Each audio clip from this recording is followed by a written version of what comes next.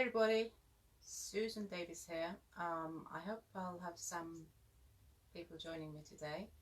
I'll be doing sauerkraut live for you guys. We'll be chopping up this beautiful cabbage. It's nice and fresh, heavy. So just to introduce myself, my name is Susan Davis. I'm a nutritional therapist and qualified chef. I've been making my own ferments for a number of years, so I'm quite passionate about the health benefits of fermented foods. So, oh hiya, I'd like sharing that with people. Fermented foods have great benefits to your digestive health. They're packed with health bacteria that promote health. Called probiotics, so they contribute to a healthy microbiome, which as we know is essential to overall health and well-being. So the bacteria help you digest your food. Once you ferment vegetables like your cabbage or other types of vegetables, they're transformed into more bioavailable foods and substances. So I've got my cabbage, I've got some unrefined salt, and today I'm going to flavour mine with caraway seeds.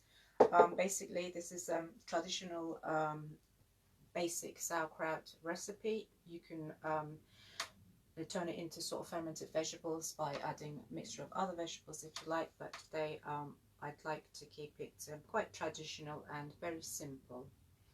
So we can start now. While I'm talking, I'm also going to be sipping some of this probiotic drink that I've done all the way back in January. It's one of these fermented drinks that I've taught in in one of my fermented drinks workshop. This is actually a fermented beverage from Turkey called shalgam suyu. It's been sitting in the shed all summer. And it's actually, I've just opened it today while I was trying to get my jars together, and it is absolutely delicious. Sharp and spicy and garlicky and chili all at the same time, but kind of a really sort of mellow savouriness to it. Okay, let's get started. First, before I start, I've actually washed my cabbage. If you're actually using organic vegetables and then they're like haven't got too much soil and stuff like that on them, all you can do is like give it a good wipe. You don't even have to wash it, because that's how some people like to make it, because you actually got lots of microbes and microbiome on your vegetables as they are. So if you know that you haven't been any pesticide residues on there, you can actually just give them a little wipe and that'll be it. So what I'm going to do is just going to chop up some of these little bits here that are not looking that great, and I usually, when I remember, I will save a few of the outer leaves, or just one will do, to use it to submerge chopped cabbage under the liquid. So it's quite a big cabbage, so I might not even chop all of it, but here we go. So some people take the core out, but I don't, especially if the cabbage is nice and young and tender. I think there's lots of nutrition in there, different types of fibres and carbohydrates, so I like to chop all of that in. So I'm going to make it easy. I'm going to chop it into smaller pieces, like quarters, and then start shredding it.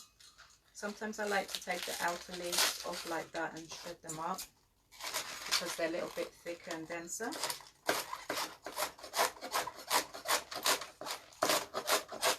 So you might have tried making sauerkraut before, and it might have not been very successful. So maybe I can talk a little bit about what you can do to ensure that you get a good sauerkraut every time.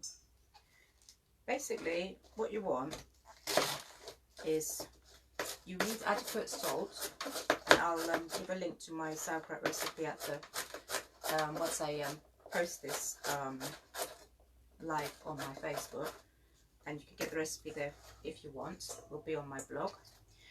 You want adequate salt, so it's not too difficult. You don't actually need a recipe. I'm just going to do mine freehand because I've got experience to do that. And you can go by taste. What you're looking for initially is a cabbage salad that is like sort of slightly on the salty side, but not dangerously salty. You want adequate salt. If you haven't got enough salt in it, you might find that your cabbage will go off. The other thing that's important is you want to keep it, because this is a it's lacto-fermentation, so it's the lactic acid producing bacteria is doing the job, the lactobacillus in other words. You want it all submerged under the liquid, so it's away from oxygen. So what you want is all of the vegetables or the cabbage underneath the liquid, all buried in there, so that, you know, the bacteria that likes those conditions can do its job. And what I'm going to do here, as I'm chopping it up, I'm going to sprinkle it with salt as I go along. I'm fairly generous, but without sort of, and that being over the top. And give it a little rub with your hand to sort of start breaking down those fibres in the cabbage. Sometimes I, to do it in a hurry, I'll use a mandolin, but to be fair with everybody else, I'm just going to chop it by hand today. But you can get a really nice fine shred if you use a mandolin. Another way to do it is you can pop it in your food processor that's got like a shredder on it, and that will give you a nice sliced cabbage. I used to do that a lot when my son was young because I didn't have much time, so it was like, oh god, I'm going to make sauerkraut again. So just like pop it in the food processor and, you know, most of the job is done. Cheers.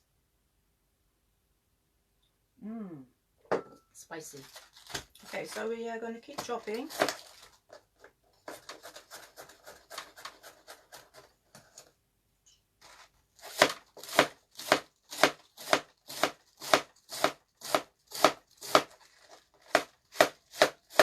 So what happens with the fermentation process, this cabbage is actually transformed into almost like a superfood.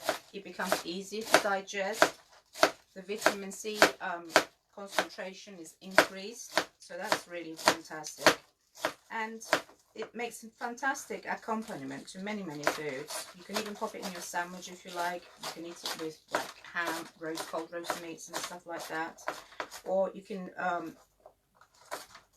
make a delicious food with pork and sausages, or chicken if you like, and braise it with vegetables.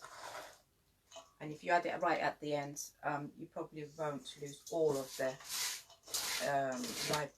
you'll use live bacteria, but still some of the acids will be in there, and the cabbage itself will be easier to digest. Some people find it difficult to digest vegetables like cabbage because they're quite rich in sulfur, and that can cause some bloating and gasiness in people, especially if their gut is not used to eating foods like that, high fibrous foods, sulfurous foods. So if you find that you react to it, what you can do is just introduce it to your diet slowly. So literally, if you've got a really sensitive gut, you can add just a tiny bit, like a teaspoonful a day and stuff like that. So that will be a great way to introduce any type of fermented foods to your diet. So I'm just really chopping up that pork vine. And I'm just going to do this other quarter, and I'll probably, I don't know, should I do all of it? Where's my jar? I'm going to pop it in this one, so I'm just going to do this quarter as well. And the rest can go into either a salad, or it can go into a meal, I don't know what. But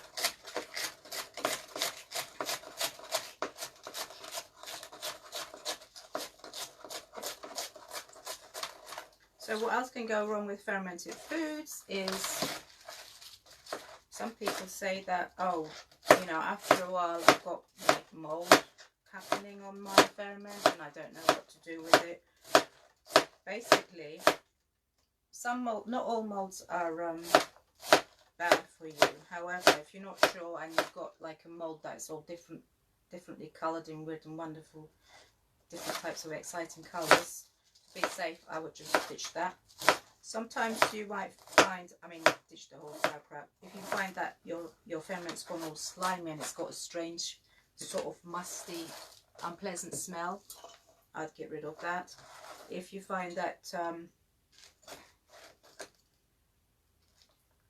what quite commonly can happen is the top layer might go slightly different colour than the bottom, that maybe if you haven't got enough juice in your ferment, the top is more exposed to air.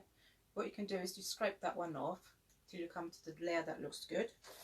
Give it a smell. If it smells okay, then taste it. If it smells nice and fine, there's no sliminess to it, then that should be okay to use. I probably will leave this ferment for about 5-7 days to ferment. I'll check on it daily and a little bit more salt and give it a really good rub. And now what we need to do is start rubbing it. So let's tidy up a bit. Okay, so I want to add my caraway seeds to that as well. Be fairly generous. So another setting. Okay. For this I would add about a tablespoon worth of caraway seeds. I mean, you can put what you like. And caraway seeds are really great because they're fantastic for your digestion. So if you've got like tendency to bloating and stuff like that, this actually will help digesting the cabbage. Right. So now what we do is give it a really good massage. What I do sometimes, I'll just let that sit there with a bit of weight and come back to it in about half an hour's time or an hour's time and stuff like that, and give it another massage because it's starting to really break down and releasing the juices.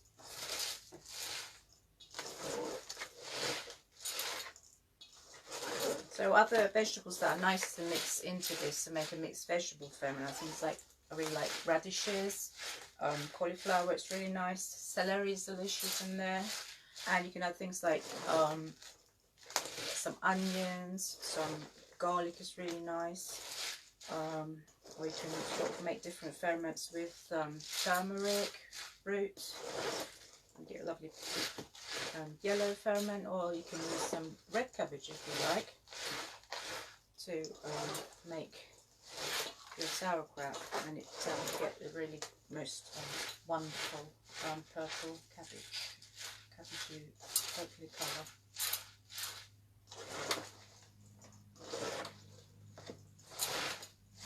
Lots of hands. You can actually put this in a container and pound it with a hammer, not hammer, like rolling pin type thing, really sort of beat it up, or you can, after it's wilt down, you can sort of smash it up in there in its container and press it down. I don't like pressing it too much, just enough to sort of let the liquid rise to the top, and then I go to it daily. If it rises, if the vegetables rise above the liquid, I will go to it daily and keep pressing it down to keep it submerged under the liquid. And once you realize that the cabbage has stopped releasing its carbon dioxide, because this is what's going to happen once you put your ferment on, you're going to see that in a few days time, depending on the temperature, you'll start releasing lots of carbon dioxide gas, so you'll see lots of bubbles rising. So usually it's a good idea to sit your container maybe in a tub or on a plate, just in case it rises too high up and it starts overflowing and making a mess. And once it stops releasing those gases, you'll be ready to secure the lid nice and tight there and just let it do its job, ferment away there. And depending on how you like your sauerkraut, if you like a young sauerkraut, you should be ready to eat in about 7 days or 7 to 10 days. And if you want, then you can leave it longer if you don't want it to be young and crisp. And I quite like both types of sauerkraut, so if you've got issues with histamine, you might want to make your sauerkraut, keep it quite young, not over mature, because the longer you leave it, it'll become higher in histamine, and some people are really sensitive to that. So that's worth bearing in mind. This is a fantastic way to top up your microbiome. This is packed with beneficial bacteria. And it's part of like traditional cuisines. It stood the test of time. And it's a wonderful accompaniment to any meal to top up your gut microbiome. If you've got children with digestive problems and you want to get them to eat some sauerkraut that they're reluctant to, even if you give them a little bit of the juice on top of their food, that would give them, you know, lots of healthy bacteria. So that's a different way of going about doing it. So I always taste my ferments as well. So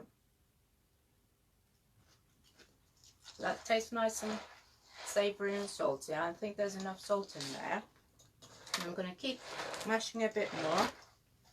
And then let's give it a little kneading as well. I'll pop it in the jar. And I'm going to pop it in this one. It's already reduced by half, you can see.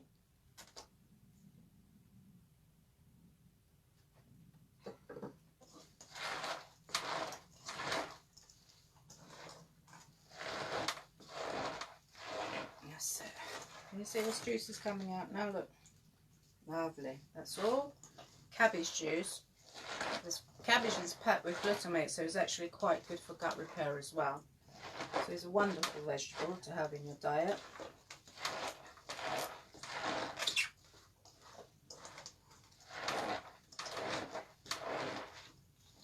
That's it, it's coming together now. The cabbage is getting all nice and limp. You can taste that caraway in there. So when you come to my if you come to my fermentation workshops, you get to make your own ferments and you take them home. So it's not come and I make a demonstration and everybody's watching me. It's not like that. You make your own ferment because I think that's the best way to learn cooking, and you take it home. So that is good to know.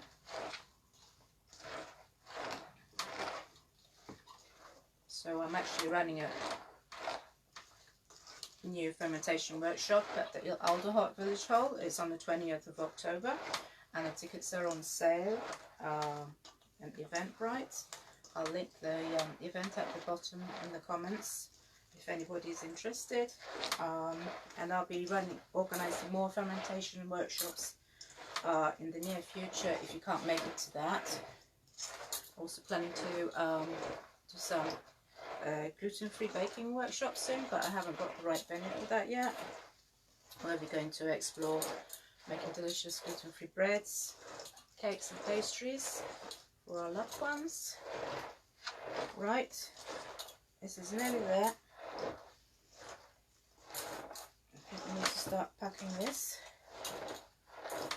Right, now if you don't really want to do all this kneading business, another way that you can do is like you can prepare a brine and top it up, but that becomes a little bit more like brine vegetable type thing. But if you find that although you needed it quite a lot and you still don't seem to have enough juice, you can top it up with a little bit of water depending on the salt content, or a little bit of brine, which is basically salty water. Now another thing that we need to remember is you need to, I think there might be a message there, but I can't read it because I haven't got my glasses on. So I'm going to press this down as I go along, like this. And you're going to see slowly the juices are going to start rising up. What was I going to say? I can't remember now.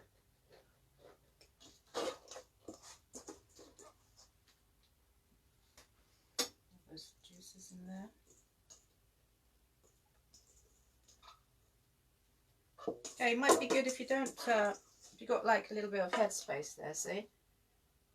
Now I'm going to keep pressing that down. It's looking lovely already. Oh, I'm looking forward to eating this.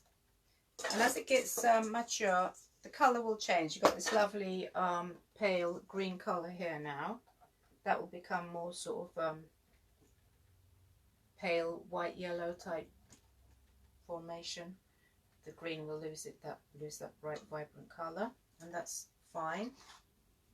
So I'm going to cover that down with this. Yeah, nice bit of cabbage leaf.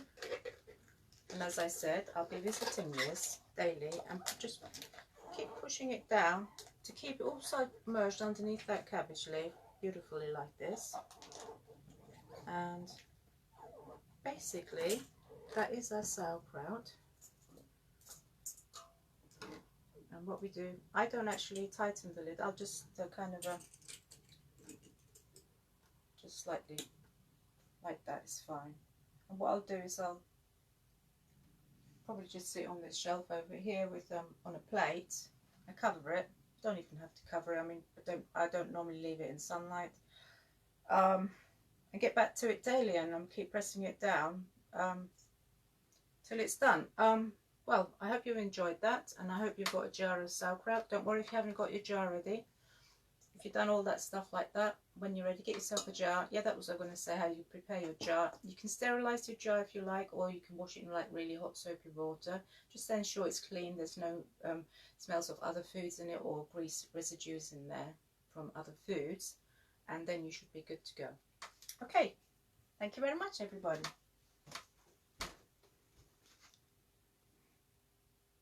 Bye.